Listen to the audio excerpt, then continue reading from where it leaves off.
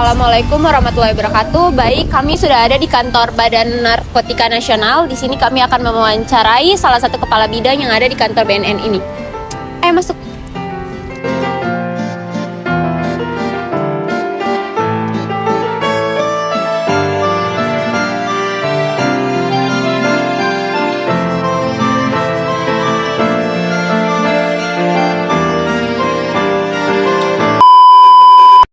Ingin mewawancarai salah satu pimpinan di sini terkait dengan tugas mata kuliah Pancasila ya. Iya, benar. Untuk baik, pertanyaan tadi kalau boleh bisa diulangi tadi Pak. Bagaimana perspektif Bapak sebagai pimpinan pengamalan terhadap Pancasila dalam bentuk apa saja sebagai tugas dan wewenang birokrasi? Oh gitu. Memang kita tahu bersama bahwa Pancasila itu adalah dasar negara kita ya. Iya. Oke. Dalam dasar negara kita, Pancasila itu ada berapa sila? 5 sila ya. 5 sila itu, sila pertama adalah ketuhanan Yang Maha Esa. Ada yang sudah hafal. Yang kedua apa? Kemanusiaan yang adil dan beradab. Yang ketiga? Persatuan Indonesia. Kerakyatan yang dipimpin oleh hikmat kebijaksanaan dalam permusyawaratan perwakilan. Kelima? Keadilan sosial bagi seluruh rakyat Indonesia. Ya, jadi pengamalan nilai-nilai Pancasila itu, kalau dulu masih di zaman lalu itu belajar kita tentang butir-butir. Ada 36 butir nilai-nilai Pancasila. Tapi yang sekarang bisa kita adopsi itu kembali karena itu nilai-nilai yang sangat hakiki bagaimana dalam meletakkan fondasi kehidupan berbangsa dan bertanah air. Itu adalah fondasi kita. Kenapa kita bermacam-macam suku, banyak pulau, luas wilayah, tetapi kita disatukan dalam satu falsafah negara. Dasar negara kita adalah Pancasila. Pancasila itu yang kemudian menghimpun kita semua. Oleh karena itu, baik di level pemerintahan, di level pendidikan, di level masyarakat, nilai-nilai Pancasila itu wajib harus ada dalam rangka untuk menjaga kokohnya bangsa ini gitu. Oleh karena itu, kalau dari terminologi pertanyaan yang ditanyakan tadi, bagaimana pengamalan Pancasila di dalam implementasi tugas berorganisasi di sini yang dilakukan oleh pemimpin di sini, saya sendiri adalah perkenalkan nama saya Hairudin Ternate. Saya penyuluh narkoba Ahmadiyyah di sini. Ada tugas tambahan sebagai koordinator bidang pencegahan dan pemberdayaan masyarakat. Untuk bagaimana pengamalannya, ya paling kita tarik satu persatu dari sila-sila Pancasila itu ya. Iya. Sila pertama apa tadi? Ketuhanan yang Maha Esa. Selaku pimpinan unit di sini mengajarkan kita semua untuk selalu taat dan tunduk kepada Sang Pencipta, Tuhan yang Maha Esa, Allah Subhanahu wa Ta'ala. Oleh karena itu, kebetulan di kantor BNN ini seluruhnya Muslim, kita punya musyawarah di lantai 3 dan itu tepat waktu setiap duhur, setiap asar kita sholat bersama berjamaah di sini. Begitupun di hari Kamis kami ada pembinaan mental rohani. Nah, itu ada tausiah, ada yasinan, ada khatam Quran. Kami di sini 1 minggu khatam Quran. Nah, gitu. 1 orang 1 juz. Sehingga kami personil di sini katakanlah ada 90 orang, berarti kita khatam 90 juz ya. Iya. Karena 1 juz itu dikeroyok kalau biasanya 3 orang. Gitu. Tapi one by one man, one juz, one day. Harapkan begitu. Tapi ini kebanyakan dipakai adalah untuk 1 minggu. Itu adalah bentuk implementasi dari pengamalan Pancasila bahwa personil BNN Maluku Utara paling tidak dia punya Tuhan. Oke, itu salah satu bentuk pengamalan nilai Pancasila bahwa kita harus tunduk dan taat dalam beribadah kepada Sang Pencipta, Tuhan yang Maha Esa. Kemudian yang kedua adalah kemanusiaan yang adil dan beradab. Di BNN sini perlakuan terhadap manusia itu sangat tinggi sekali. Saling menghormati, menghargai sesama manusia. Baik atasan kepada bawahannya, begitupun bawahan kepada atasannya. Kami ada strukturnya adalah dari pimpinan level eselon 2, ada eselon 4, eselon 3, eselon 4 termasuk sampai ke pelaksana, bahkan sampai juga ke tenaga cleaning service, tenaga kontrak gitu. Itu perlakuan wujud dari sila Pancasila. Sila kedua adalah memanusiakan manusia yang adil dan beradab, gitu. Kemanusiaan yang adil Dan beradab. Dan perlakuannya harus adil. Iya. Tidak bisa ada diskriminatif karena dia dari suku ini tidak boleh. Tetap sama, dia personil aparatur negara bertugas di BNN sama dalam pandangan hukum. Kita setara gitu. Nah, gitu. Sehingga apabila dia melakukan pelanggaran, itu sanksi hukumnya tegas, terukur dan tertanggung jawab. Itu di sila kedua. Sila ketiga apa? Persatuan Indonesia. Kami di sini sangat kompak. Teamwork BNN Maluku Utara sangat kuat. Kami ada bidang cegah dan pemberdayaan masyarakat, ada bidang rehabilitasi, ada bidang pemberantasan, ada bagian umum kami kolaboratif. Satu dalam pelaksanaan tugas yaitu tugas P4GN. Ada tahu P4GN? Pencegahan, pemberantasan, penyalahgunaan, peredaran gelap narkoba. Itu program tunggal di BNN dan dikeroyok oleh semua bidang. Kalau tidak ada nilai persatuan dan kesatuan di situ, kita tidak bisa jalan. Nah, karena itu, bagaimana pengamalan nilai Pancasila di sila persatuan Indonesia, kita harus bersatu padu. Kuncinya di situ dalam melaksanakan program pemerintah, sehingga organisasi ini bisa bergerak maju ke depan. Dalam upaya apa?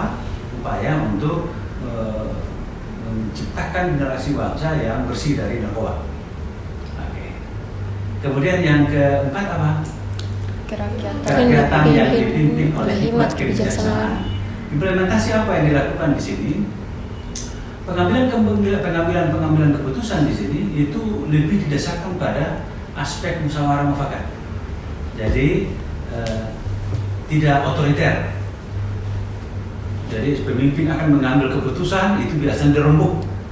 Biasanya rembuknya per bidang P2M, bidang rehab, bidang berantas, bidang bagian umum. Rembuk masing-masing, setelah itu dibawa di forum besar, diambil keputusan. Itu adalah bentuk bagaimana pengambilan keputusan yang baik, sehingga ketika sudah diputuskan itu dieksekusi dalam pelaksanaannya itu tidak ada hambatan karena itu sudah dihitung plus minusnya, sudah kita belanja masalahnya apa, melahirkan sebuah keputusan dan disesuaikan dengan momen dan situasi saat itu apa yang harus ditempuh dan seterusnya. Dan ini adalah wujud dari bagaimana menciptakan organisasi BNN yang adaptif, modern, dan menyesuaikan dengan perkembangan zaman dan harus diawali dengan sebuah rumusan yang sangat demokratis secara internal. Ukuran dari kerakyatan dan dipimpin oleh hikmat kebijaksanaan di sila keempat adalah lahirnya sebuah proses demokratisasi di dalam organisasi itu. Itu di BNN ada. Yang kelima apa? Keadilan sosial bagi seluruh rakyat Indonesia. Ini harus diberlakukan adil dan merata kepada semua pegawai. Itu dalam hal-hal tertentu, misalnya pengambilan kebijakan itu ditempuh dengan asas rasa keadilan dan kebersamaan. Misalnya kalau misalnya menjelang Lebaran, menjelang puasa misalnya, biasanya pimpinan memberikan bingkisan kepada pegawai-pegawai, terutama pegawai-pegawai yang honor, kontrak, misalnya security, cleaning service. Itu ada bentuk dari pengamalan nilai Pancasila, keadilan sosial bagi seluruh rakyat Indonesia, bahwa harus melihat orang-orang yang bawa itu harus diangkat, gitu. Memberikan bantuan sosial dan sebagainya. Saya kira itu gambaran besar implementasi nilai-nilai Pancasila yang ada di BNN Maluku Utara secara garis besar. Mungkin ada yang bisa ditambahkan? Satu pertanyaan lagi boleh Pak? Boleh sekali. Ya. Bagaimana bidang ini atau kantor ini berencana untuk terus meningkatkan implementasi nilai-nilai Pancasila dalam setiap aspek operasionalnya ke depannya? Iya, salah satu nilai Pancasila yang harus diajarkan terus-menerus adalah menciptakan lingkungan ini yang harus menjunjung tinggi falsafah negara ini. Pancasila itu harus dijunjung tinggi. Buktinya apa? Aspek kedisiplinan misalnya, disiplin pegawai. Kami setiap Senin itu apel pagi. Kami ada apel pagi dan apel pagi itu diawali dengan pembacaan doa, kemudian ada menyanyi lagu Mars BNN, kemudian ada pengucapan catur dan Mataram. Itu adalah nilai-nilai positif nasionalisme yang harus dibangun di seluruh aparatur negara, bahwa kita mengabdi ini tunggal, mengabdi untuk kepentingan negara dan bangsa. Nah, oleh karena itu payung besarnya adalah Pancasila dan Undang-Undang Dasar 45, itu yang kemudian melingkupi seluruh gerak-gerik yang dilakukan oleh semua personil di BNN Maluku Utara itu. Sehingga ini harus dijaga dan harus berkelanjutan, dia tidak putus-putus gitu. Berkelanjutannya seperti apa? Ya harus berinovasi terus tuh. Dia harus berkelanjutan. Jadi misalnya apel bukan cuma minggu ini saja, minggu depan nggak apel, enggak. Kayak tadi misalnya kita ada upacara Hari Ibu, upacara 17 Agustus, ada upacara Sumpah Pemuda, dan itu adalah bagian dari bagaimana membangun rasa nasionalisme dan rasa patriotisme kita. Begitupun adik-adik di mahasiswa, jangan sampai lupa menyanyi lagu Indonesia Raya itu. Pancasila harus dihafalkan, Undang-Undang Dasar 45 tahu, dihafalkan juga, menyanyi lagu Indonesia Raya harus ada. Karena itu adalah harta pusaka kita yang harus kita junjung dan kita jaga. Apabila tidak hafal lagu Indonesia Raya, maka dikhawatirkan satu waktu generasi ini generasi yang tidak mencintai Republik ini.